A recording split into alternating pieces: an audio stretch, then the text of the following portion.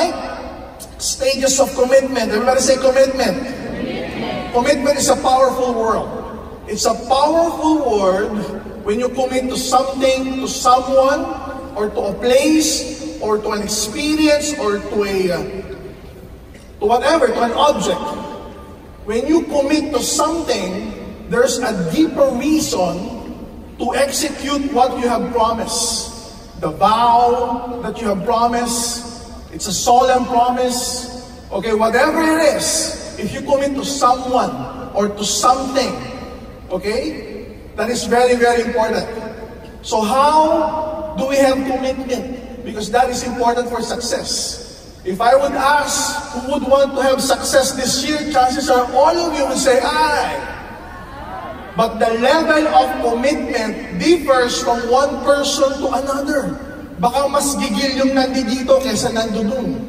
Baka mas excited yung nandun kesa nandito. Baka mas gusto talagang umasenso ng mga nandito kesa nandun. It differs. Ngayon, hanggang kailan? Hanggang kailan yung gigil mo? Hanggang kailan yung passion, yung why, yung commitment mo? That's what we want to learn, and that's what I want to empower each and every one of you tonight. Stages. It starts from where? It levels up to another stage. And what's the ultimate stage? And how do we get attached to it? First stage of commitment, what do you need to do? Visualize. Everybody say visualize. Doc, ano ibig sabihin ng visualize? To look something into the future. Everybody say future. Now, you need to visualize every day. Everybody say daily visualize. For some other people, they thought, okay, mag-visualize ka one time, it's enough. No, it's not enough. You need to visualize every day. Ask me why. Because if you visualize every day, it keeps you going. If you visualize every day, it keeps you excited. It keeps the momentum going. Iba yung nag-imbita ka, after 5 years mong sumali, nang hindi ka na nag-visualize, iba yung nag-imbita ka, nang after 5 years mong sumali, nang everyday nag-visualize ka. Excited ka pa rin. Energetic ka pa rin. Yung passion mo nandun pa rin. You visualize what? You visualize yourself. Ano ako ngayon? Ano ako bukas? Ano ako 6 months from today? Ano ako by the end of this year? What are my personal achievements? Ano yung pamilya ko ngayon? How do they look like? What are their achievements? How do I see them? What are they gonna be 6 months from now, 1 year from today? How's my dreams? Ano yung short-term dreams ko? Ano yung long-term dreams ko? Ano yung dreams ko this year? How can I achieve them? What are those things? You think of them, you visualize them every day. May network. Ano yung itsura ng network ko ngayon? Ano yung itsura ng network ko 3 months from now, 6 months from now, 9 months from now, before the year ends? Siyempre gusto mo, dumadami yan. Tao-tao, mga bata, mga millennials, tapos mga centennials. Ayan. Taasan kami ng gusto magkaroon ng mga millennials na downline. Taasan kami ng mga sawang-sawanan sa centennials. You dream, you think, you visualize your network expanding to another network, expanding to another country. Saan nakarating na yung network ko? Luzon, Visayas, Mindanao lang ba? Umabot na ba ng Asia Pacific, like Solomon Islands, like Fiji, like Papua New Guinea? Umabot na ba sa Africa, like Zambia, Congo, Malawi, Zimbabwe, Mozambique? Those are the countries that we will be opening within the next few months. Umabot na ba sa iba't ibang mga bansa? Umabot na ba sa Europe? Umabot na ba sa Spain, Italy, or France? Travel. How do you see yourself traveling? Asia ba? Middle East ba? Okay, Japan ba yan? Singapore? Korea? You need to see it day to day. You need to visualize it, the feeling. Ano ba pakiramdam kapag nasa Japan? Ano ba pakiramdam kapag na-experience mo yung cherry blossoms? Ano ba yung pakiramdam kapag ikaw nasa Dubai na? Ano ba yung pakiramdam pagka nasa Hong Kong Disneyland ka na? You feel it. You visualize it as if you're going there tomorrow. You visualize it as if you have already achieved it. Company. How are you performing in the company? Silver ka ba ngayon? Gold? Global Ambassador? Millionaires Club? Okay? How are we ranking you as a distributor? Ikaw ba yung Rookie of the Year? Ikaw ba yung papanig sa stage para mag-share ng story mo? You visualize it. This year, dapat Gold Executive na ako. This year, before the year ends, at least dapat Millionaires Club na ako ma-awardan sa mid-year rally by November. Naka-plot na. You think of it every day, you visualize it every day, and you remember the feelings and emotions attached to it. That is very, very important. Kapag ikaw nakapaglabas ka ng kotse, ano pakiramdam, guys? Masarap ba? Kapag yung downlines mo, naglabas ka sa sasakyan, ano pakiramdam mo? Sarap. You visualize it. Hindi lang ikaw yung successful, pati buong grupo mo, core group mo. Pag nakapag-expand sa ibang bansa, anong feeling nun? You remember that feeling and emotion, you cherish that every day. You think of it every day. Okay? So first stage is you visualize. You commit to daily visualization. Some leaders will just visualize once.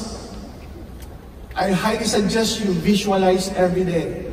Next stage of commitment, as visualization entails the future.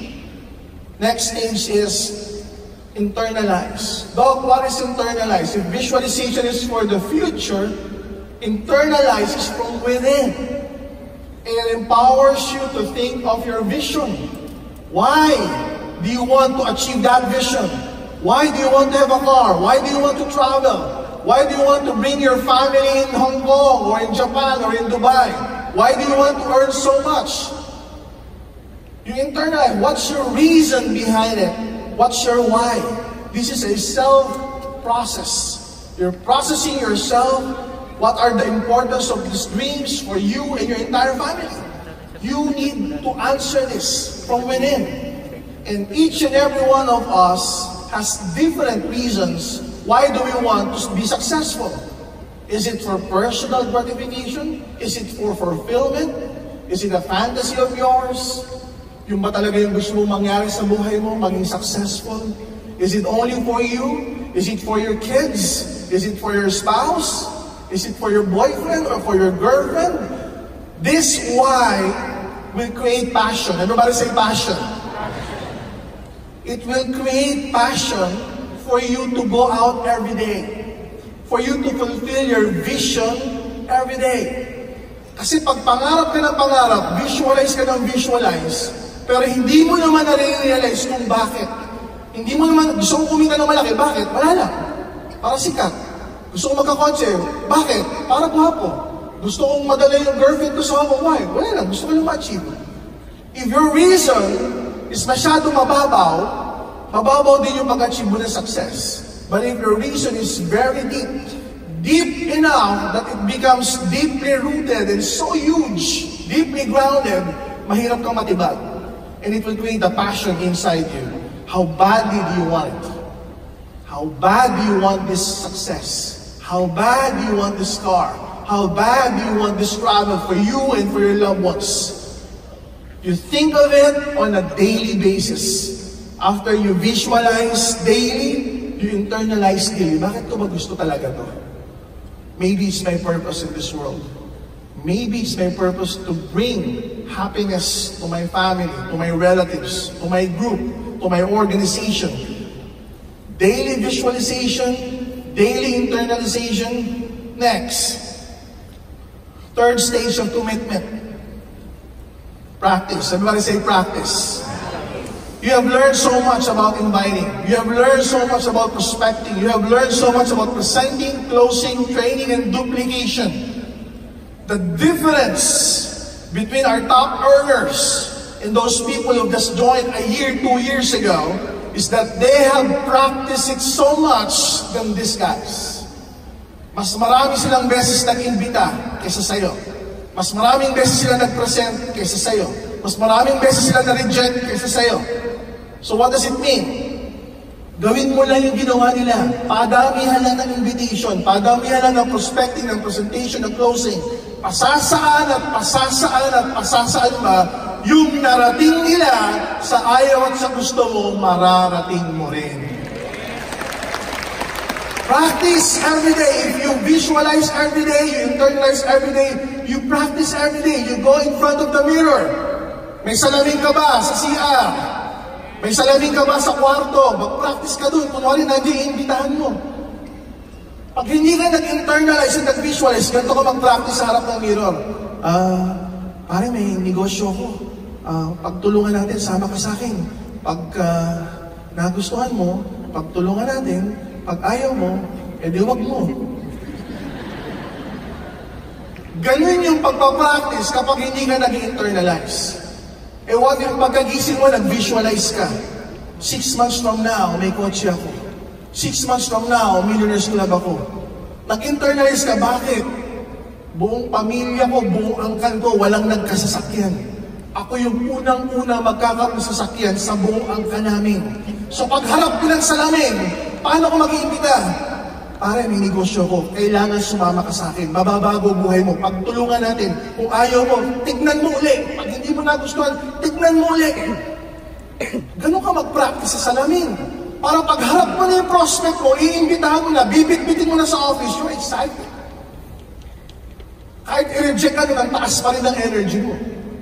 Because that day, when you woke up, you visualize, you internalize, you practice in front of a mirror, how to invite, how to bring them to the office, and to handle the objections, and everything.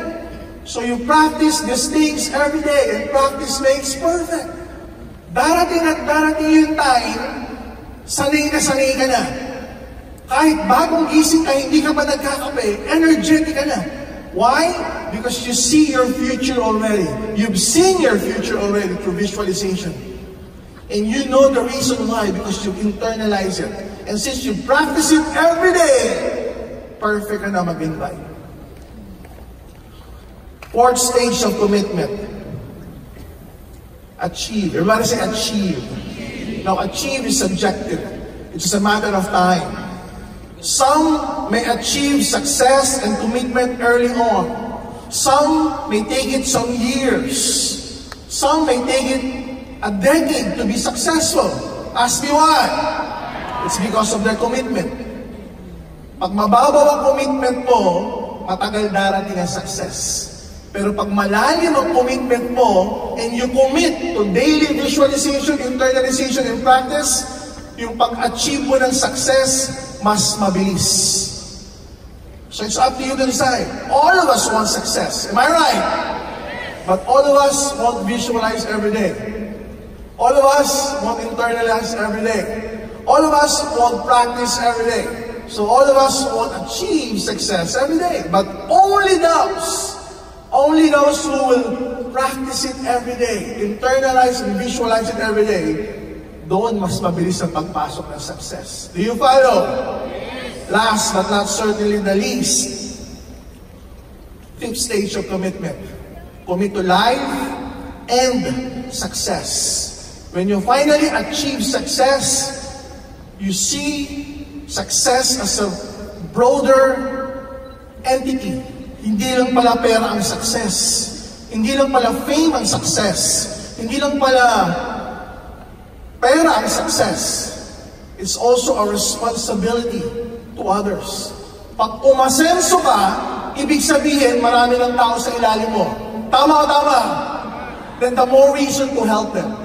The more reason to empower them. So you commit to life and you commit to success.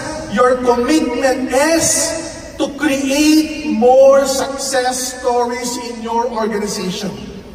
Now, are you ready to be successful this year? Yeah. Are you ready to be successful this year? Yeah. There will be a lot of successful. There will be a lot of success stories this year. Now, the only question is, kasama ka ba doon? Yeah. Tignan mo yung katabi mo. Tignan mo yung katabi mo. Anong mo sa katabi mo? Ikaw na ba ang susunod na success story? Sumagot ka, sabihin mo ako! Ako ang susunod! Sabihin mo ako! Ako ang papanig sa stage! Sabihin mo ako! Ako ang next millionaire story! Everybody say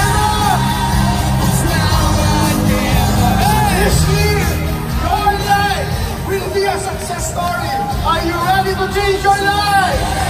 Are you ready to be a success story this 2019?